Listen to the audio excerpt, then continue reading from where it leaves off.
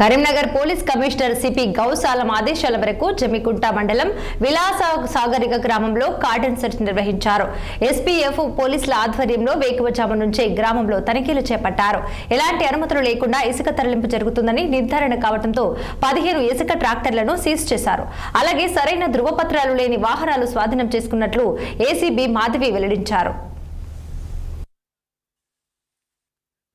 Special protection force plus మా sub division force ద్వారా మేము కమ్యూనిటీ పోలీసింగ్ అనేది చేయడం జరిగింది. జమ్మికుంట మండలంలోని విలాసాగర్ గ్రామంలో చేయడం జరిగింది. ఆ గ్రామంలో మేము ఇల్లు సెర్చ్ చేసేటప్పుడు, తర్వాత అనుమానితుల్ని చెక్ చేసేటప్పుడు, ప్రజలతో మాట్లాడేటప్పుడు మేము పరిశీలించింది ఏంటంటే ఇల్లీగల్ ట్రాన్స్పోర్టేషన్ ఆఫ్ శాండ్ జరుగుతుంది ఆ గ్రామం నుంచి.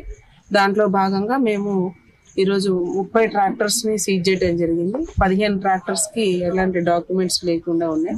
అవి కూడా వెరిఫై చేస్తాం. నెంబర్ లేని ట్రాక్టర్స్, తర్వాత శాండ్ లోడెడ్ 16 ట్రాక్టర్స్, మొత్తం 30 ట్రాక్టర్స్ మేము ఈరోజు సీజ్ చేయడం జరిగింది. వీటి మీద లీగల్ యాక్షన్ తీసుకుంటాము.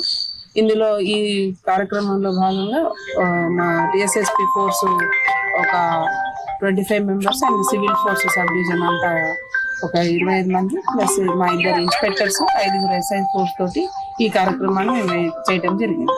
Thank you. తెలంగాణ రాష్ట్ర